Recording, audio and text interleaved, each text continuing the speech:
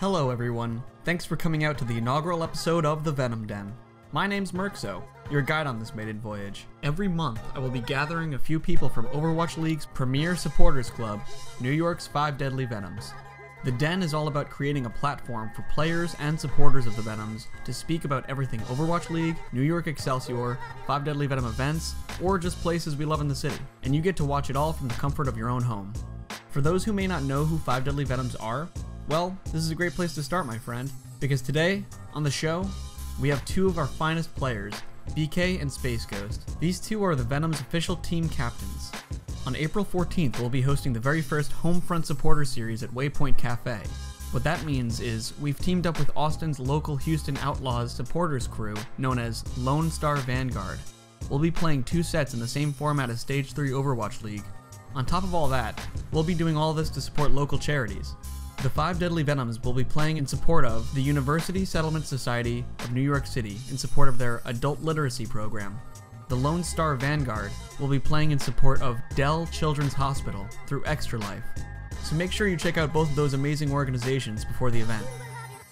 To top it all off, we'll be getting some incredible support from NYXL, who have offered to stream the event live on their own Twitch channel at twitch.tv/NYXL. And make sure you follow us on Twitter for more information leading up to the big day at NYXL_Venoms. And please help us support these valuable charities.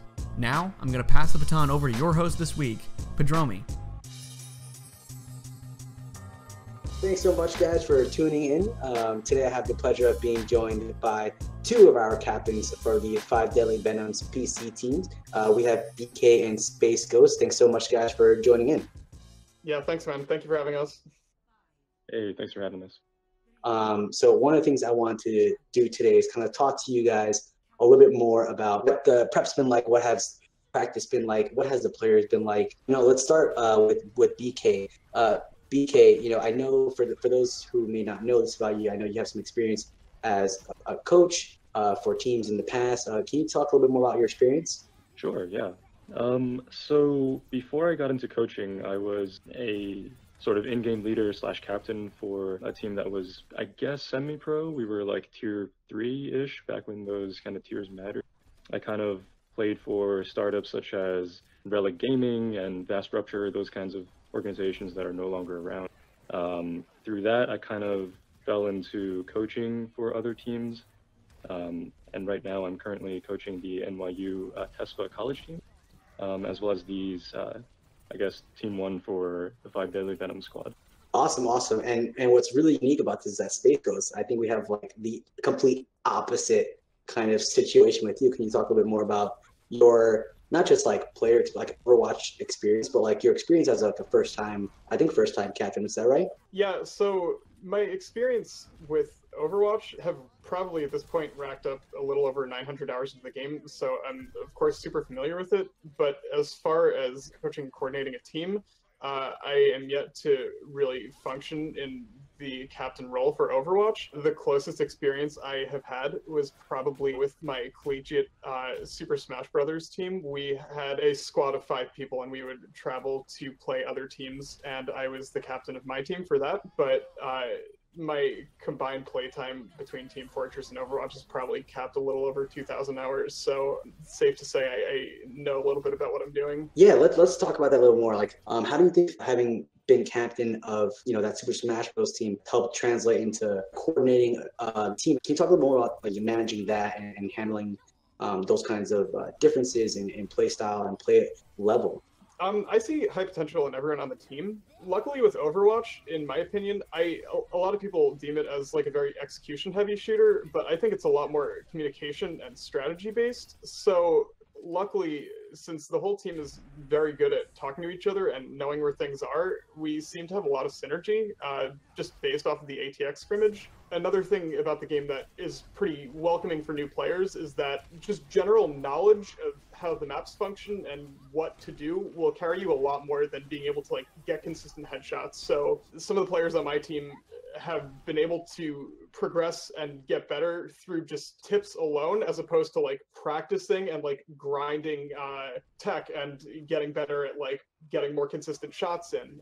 It's a game that very heavily centers around knowledge and coordination as opposed to strict execution, and that's something I like about it a lot. Yeah, awesome. And BK, I know Spaceghost alluded to this before about the scrimmage with ATX. You know, you guys had someone who I believe was like a silver on your squad, on the Team 1 squad, who I believe was rocking the support role and playing Mercy for the first time, as she typically is an off-tank player. Can you talk a little bit more about that, how you handled that, and kind of her progression throughout the game, falling into this very thrown into support role? So the player in question, I believe it was Lights, right? We kind of just played around her and game planned for her, you know, being on Mercy, which was the support hero she was most comfortable with. At the very least, I was, when I was shot calling for the team.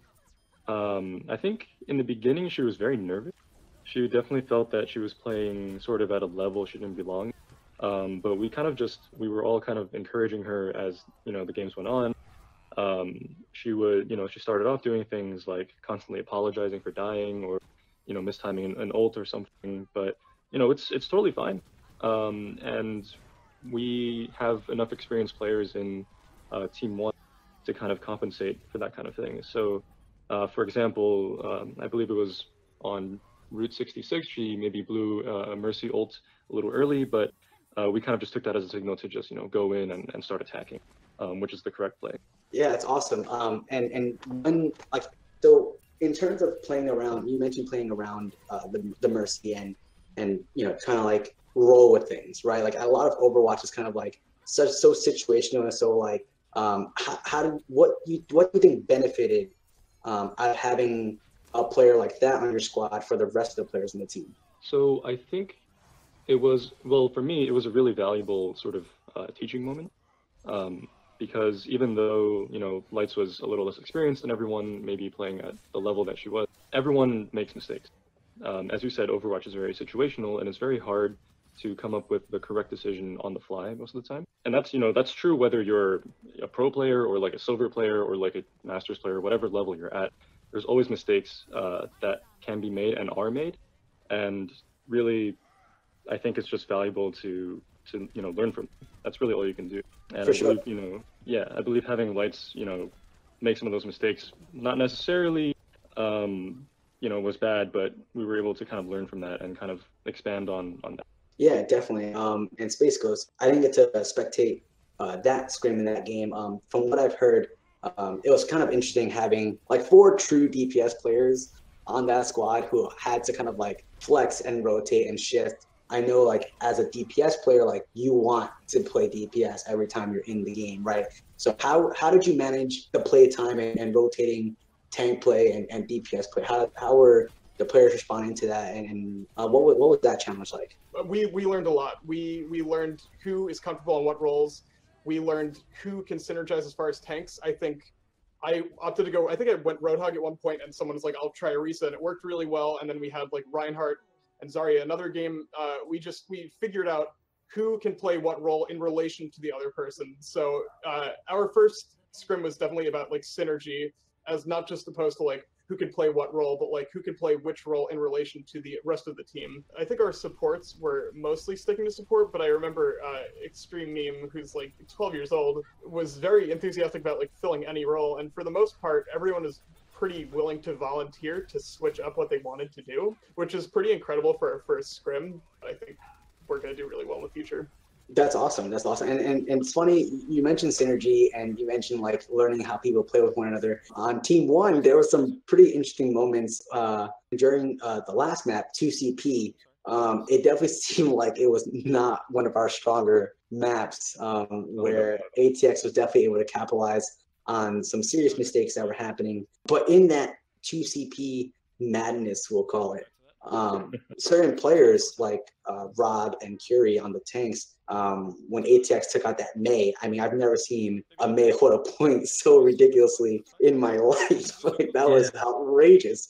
And then the quick thinking on Curie to pretty much sit on top of Mei, literally like inside the wall on top of her ice block and just like spamming every single spell she had when she was playing Diva. You know, that was like a pretty funny moment, but it definitely seemed like 2CP was something that I think suffered the most in that synergy play style. What are some ways you think that that's going to get better leading up to the charity event? So 2CP is kind of weird in that, you know, one player can kind of stall out a whole team for a really long time, as you kind of saw with the Mei. So props to, you know, ATX for that Mei play. The thing you need, especially if you're going to play in this kind of like coordinated, you know, synergistic way that I'm kind of trying to push, that I'm most comfortable. I think really the answer is our target focusing needed to be a lot better. And I think we're going to work on that from here on out in future scrim. If you could hear our comms actually in trying to take the second point on 2CP, it was really messy, and we're going to work on cleaning that up for sure.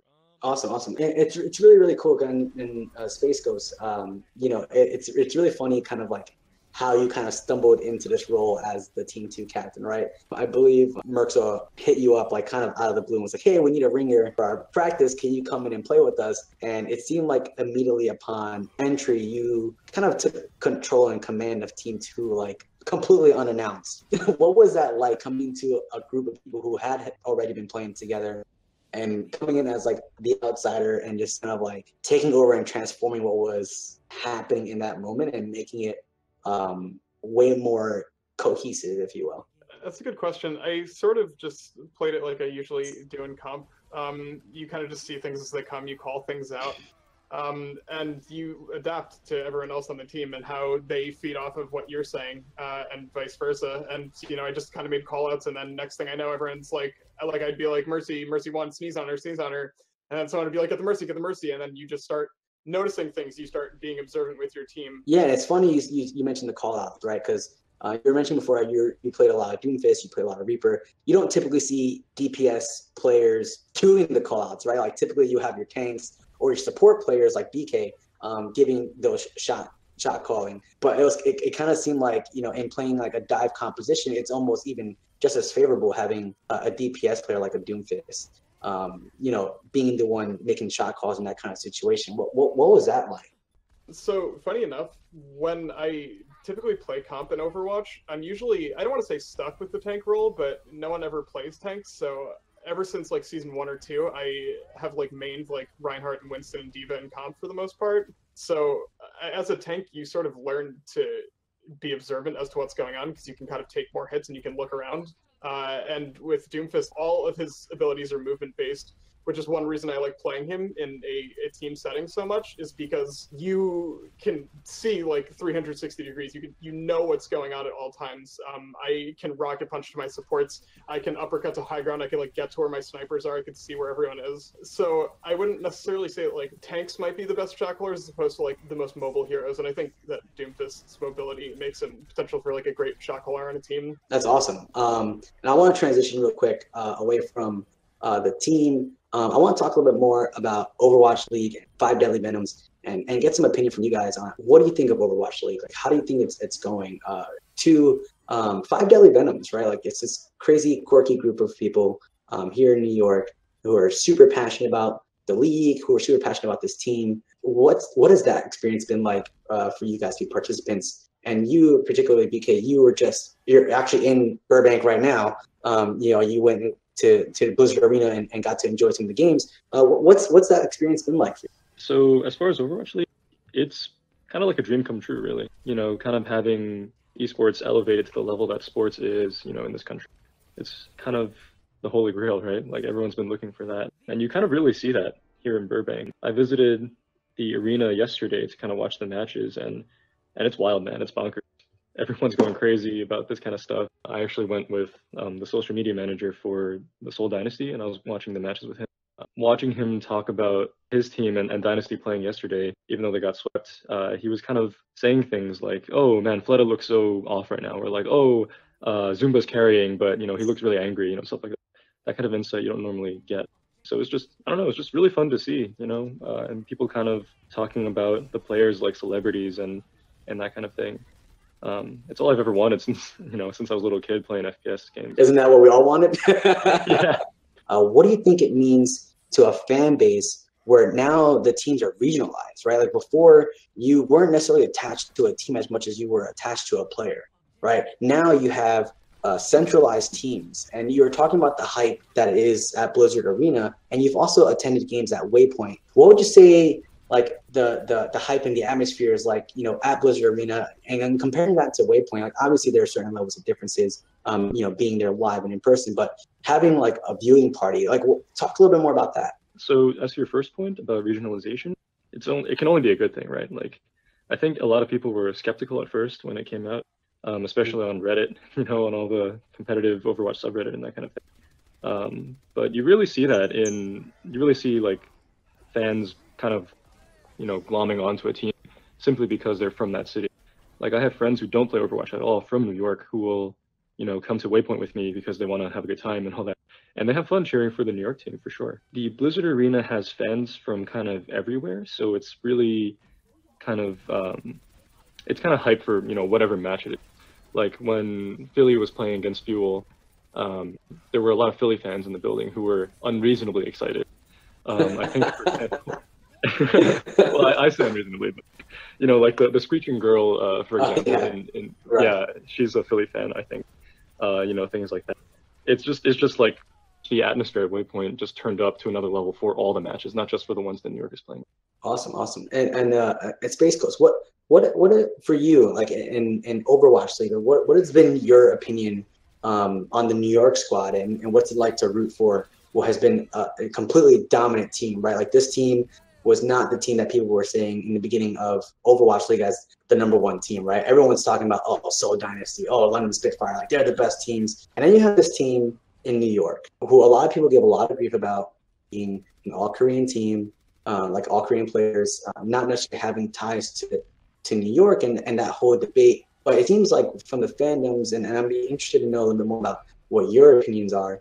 Okay, so Merkso as my witness, I have been pushing since first week of Overwatch League that the NYXL is the best team in the league. I knew after watching the World Cup and watching Sabiolvi and watching all these incredible players and really getting a feel for like who's going to be on which rosters, I uncontestedly knew that New York is going to be one of the best teams. And I pushed it from the first 2 weeks, and when I saw them getting these results and winning, I knew that they were one of the best teams, and it's cool to see such a great community come around it. And yeah, these players are not from New York, but they embody this culture and this scene. You know, you go to Waypoint, you go to Carragher's, and you go to these places, you go to all these different venues. I've been to like 4 different venues to watch Overwatch League games, and everyone rocks the jerseys, everyone has the hats. It's not about where they're from, it's where they're at. And, you know, they're representing New York, and they bring this culture together. I think that's what really makes them part of a team, is that they're able to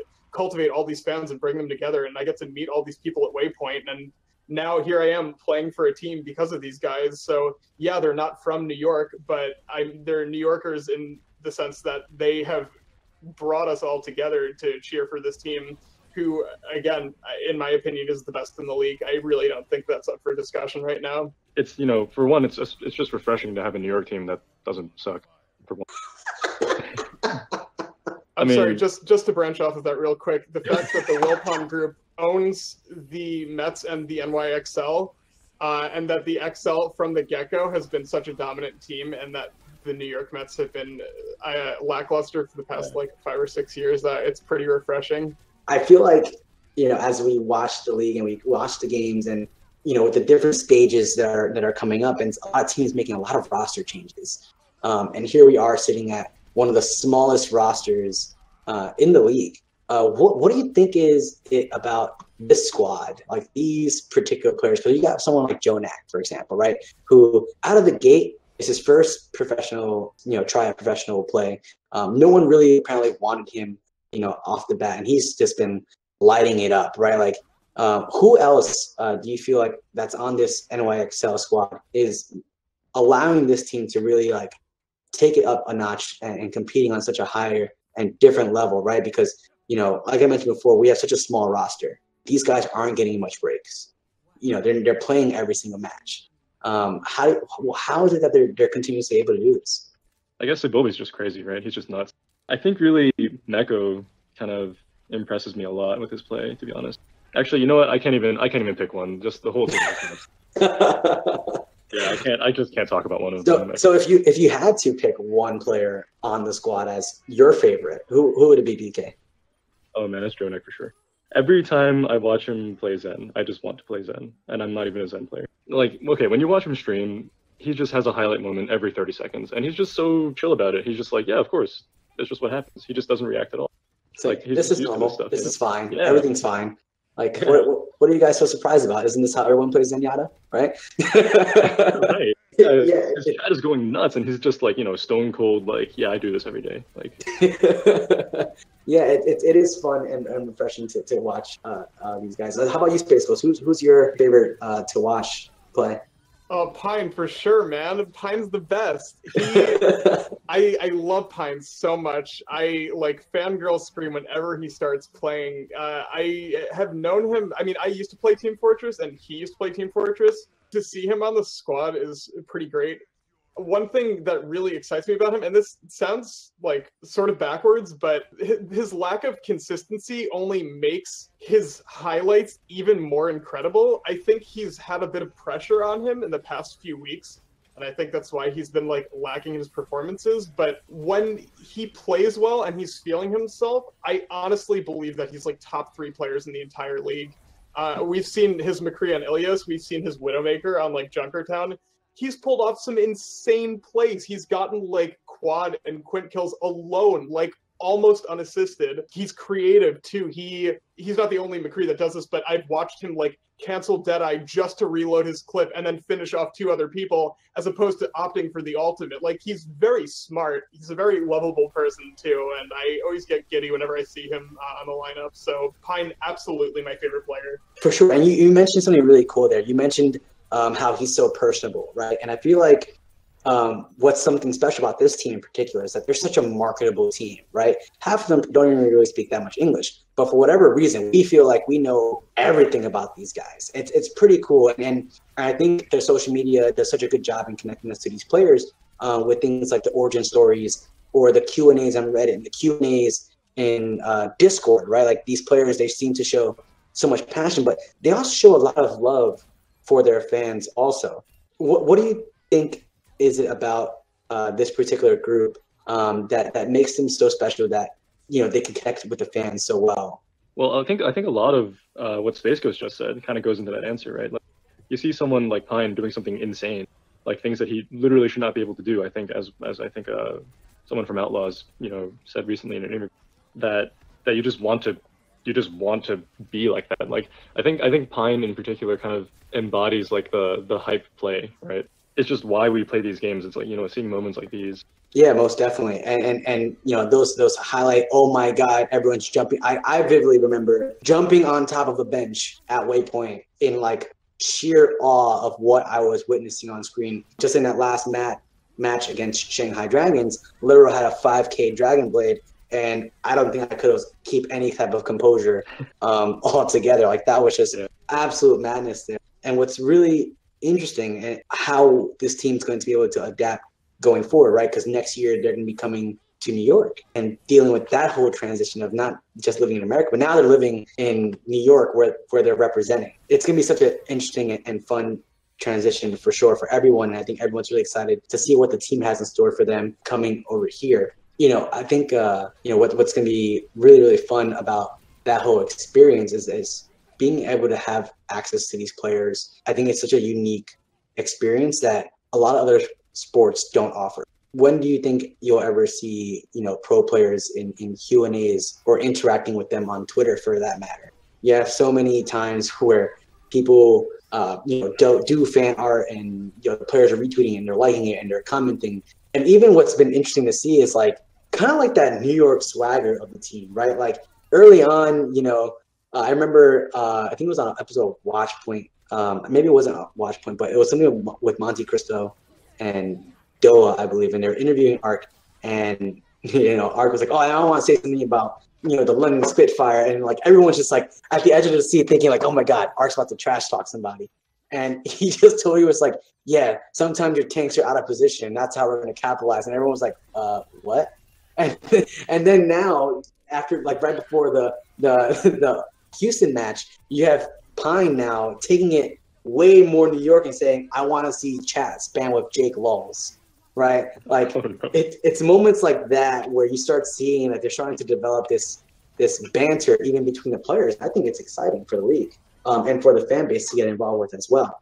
What's one thing you would like to see Overwatch League do in the coming time? What is something I would want to see Overwatch League do? It's a good question. I mean, as of now, I'm very content with how popular it is. Like, the stream consistently has like over 120, 130,000 viewers, which is great for esports. It's great exposure to the game and to the scene. I think Blizzard has a very great idea of where to take things. As far as like fan involvement to get people to watch the league. It's not as, I don't want to say as intimidating as other esports. It's definitely a lot more friendly and personable to sort of jump into. Like I've shown my family the Overwatch League because like it's something that I think most people can spectate. I think Overwatch is a very spectator friendly game. So as far as pushing forward, I think just widening the fan base to people who aren't super into esports, I think could very, very easily begin to watch and enjoy Overwatch League. I think it's a game and community for almost everyone, and I say that all the time. I think people of all ages and all backgrounds can enjoy this game very much so. It's a very spectator-friendly game. It's very fun and personable. I think the casting is great.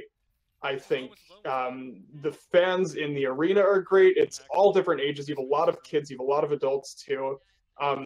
Moving forward, I really want to see Overwatch League start to bring in more and more people because I think this has potential to be an insanely popular game. Not that it isn't already, but I think that everyone can fall in love with it if they really give it a chance.